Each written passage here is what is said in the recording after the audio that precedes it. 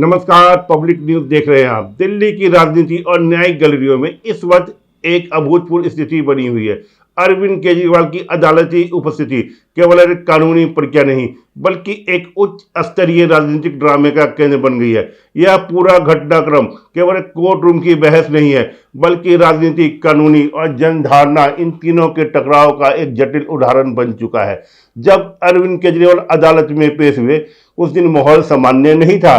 यह सिर्फ एक कानूनी सुनवाई नहीं थी बल्कि एक ऐसा मंच बन चुका था जहां हर शब्द, हर इशारा और हर रणनीति एक असर कोर्ट रूम के बाहर तक जाना पहुंचना तय था। मामला सीबीआई से जुड़ा था जबकि दूसरी तरफ ईडी केस के भी समांतर चल रहा था। यानी स्थिति पहले से ही पेचीदा थी। दो एजेंसियां, अलग अलग केस और केंद्र में खड़े केजरीवाल। जब केजरीवाल अदालत पहुंचे तो शुरुआत से ही यह साफ दिख रहा था कि वे सिर्फ कानूनी दलील देने के लिए नहीं आए हैं।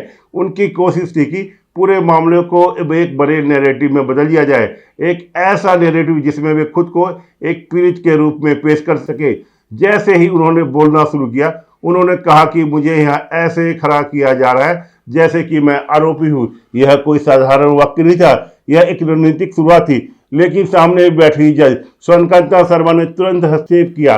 उन्होंने साफ कहा कि आप अपनी एप्लीकेशन पर ही सिर्फ बात कीजिए। यानी कोर्ट ने शुरुआत में ही यह संकेत दे दिया कि यह मंच ड्रामा या राजनीतिक भाषण के लिए नहीं है। यहाँ से असली टकराव शुरू हुआ।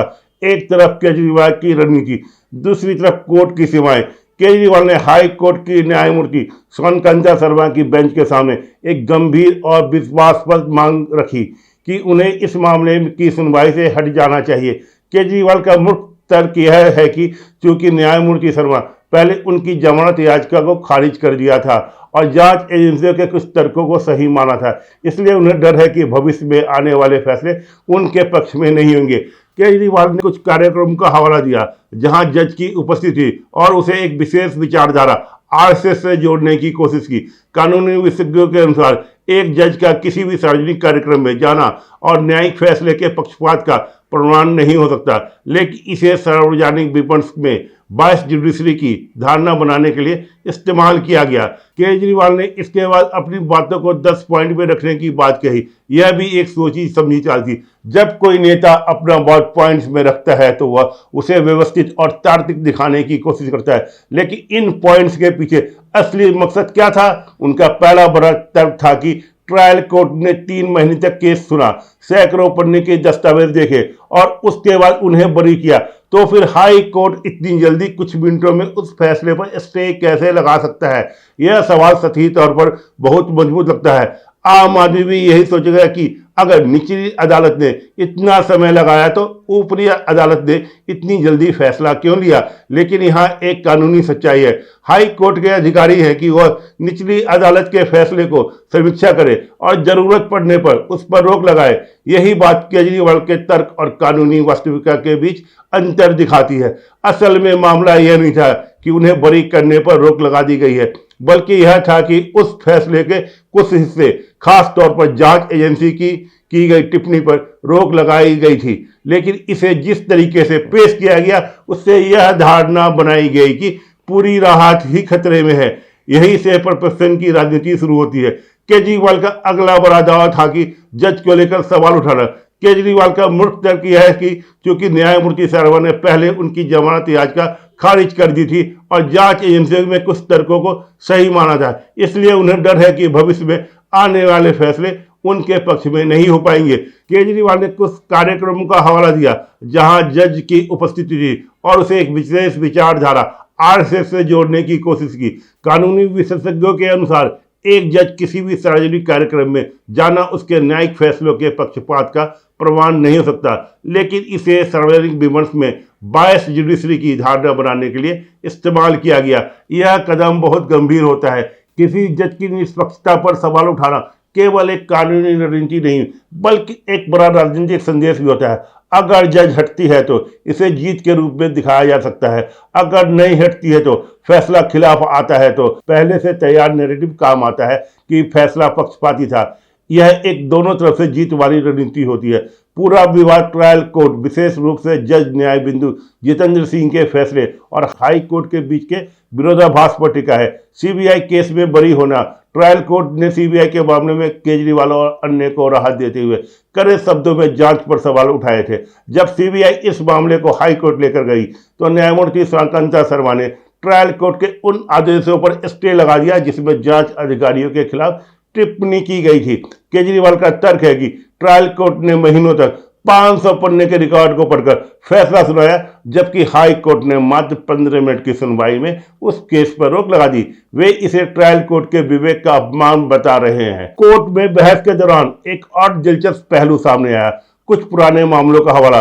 केजरीवाल की टीम ने कहा कि पहले भी कुछ मामलों में जज बदले गए हैं, इसलिए यहां भी ऐसा होना चाहिए, लेकिन हर केस का संदर्भ अलग अलग होता है। सिर्फ उदाहरण देकर यह साबित नहीं किया जा सकता कि हर बार वही प्रतिक्रिया अपनाई जाए। जज कांता शर्मा ने इस दौरान एक अहम बात कही, यह साबित करने की जरूरत नहीं है कि जज बायस्ड है या नहीं, बल्कि यह देखना जरूरी है कि जो आशंका जताई जा रही है वह क्या वाजिब है। यानी कोर्ट ने बहस को भावनाओं से हटाकर तथ्य पर लाने की कोशिश की। अदालत के भीतर केजरीवाल का व्यवहार एक अभियुक्त एक्यूज से अधिक एक राजनेता का रहा। केजरीवाल ने किसी महंगे वकील के बजाय खुद बोलने का निर्णय लिया। यह एक सोची समझी रणनीति मानी जा रही है ताकि वे सीधे जनता को संबोधित कर सके। क्या मैंने जनता की भलाई करके कोई बुरा काम किया, जैसे वाक्यों का उपयोग कोर्ट रूम की चुनावी सभा में बदलने की कोशिश जैसा था। हालांकि कोर्ट ने स्पष्ट किया कि उन्हें केवल कानूनी आवेदन के बिंदुओं पर बात करनी चाहिए,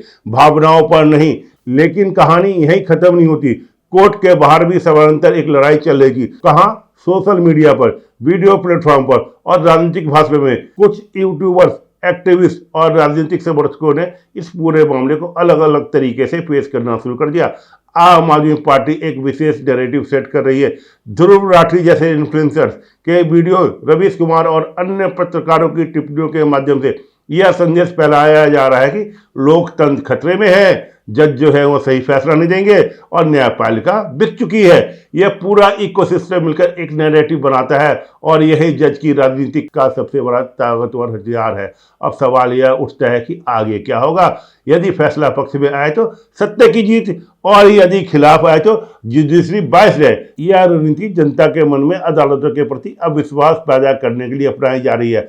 अगर जज खुद को केस से अलग कर लेती है तो यह मामला किसी दूसरे जज के पास जाएगा। उस स्थिति में केजरीवाल से अपनी जीत के रूप में पेश कर सकता है, क्योंकि ये नटवरलाल है। ये हमसे आपने देखा नहीं था, जब इसको लोअर कोर्ट से जब ऑर्डर मिला था तो कैसे मीडिया के सामने रो रो के कह रहा था कि मैं बेगुनाह हूं, मैं विक्टिम हूं, मुझे मोदी ने फंसा दिया, मुझे अमित शाह ने फंसा दिया। अरे तुम दिल्ली में चुनाव लड़कर दिखाओ, तुम एक भी सीट नहीं जीत सकते। तो ये केजरीवाल का तो अपने स्टाइल है। लेकिन अगर नया जज भी राहत नहीं देता तो यह नैरेटिव उल्टा पड़ सकता है, क्योंकि यह तब कहना मुश्किल होगा कि हर जज पक्षपाती है।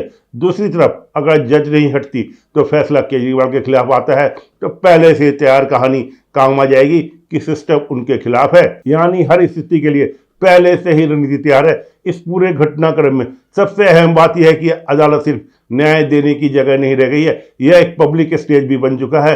यह आए दिन बयान सिर्फ जजों के लिए नहीं होते बल्कि जनता के लिए भी होते हैं, और यही कारण है कि हर शब्द, हर तर्क और हर आरोप का असर कोर्ट रूम के बाहर भी कई गुना बढ़ जाता है। आखिर में यह सिर्फ अरविंद केजरीवाल किसी एक केस का नहीं है, यह उस बड़े सवाल का हिस्सा है कि क्या हमारी न्याय व्यवस्था पर भरोसा बना रहेगा या फिर हम फैसला राजनीति चश्मे से देखा जाएगा। अरविंद केजरीवाल का मामला अब केवल शराब नीति तक सीमित नहीं रह गया है। यह अब इस बात की परीक्षा है कि क्या एक ताकतवर राजनेता अपनी जन छवि का उपयोग करके न्यायिक प्रक्रिया को प्रभावित कर सकता है। कोर्ट रूम में किया गया ड्रामा समर्थकों को तो उत्साहित कर सकता है, लेकिन अंततः फैसला तथ्य और सबूतों के आधार पर ही होगा। यदि एजेंसियां मनी ट्रेल साबित करने में सफल रहती है तो केवल विक्टिम कार्ड केजरीवाल को जेल जाने से नहीं बचा पाएगा। अगली सुनवाई और बेंच का संभावित बदलाव इस केस की दिशा और दशा तय करेगा। क्या केजरीवाल फिर से जेल जाएगा या उन्हें क्लीन चिट मिलेगी, यह आने वाले कुछ हफ्तों में साफ हो जाएगा।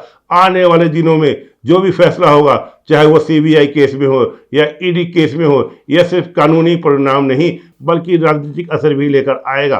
धन्यवाद। ताज़ा खबरों से जुड़े रहने के लिए हमारे चैनल को सब्सक्राइब करें और बेल आइकन को दबाना ना भूलें, ताकि हर खबर की नोटिफिकेशन आपको मिलती रहे।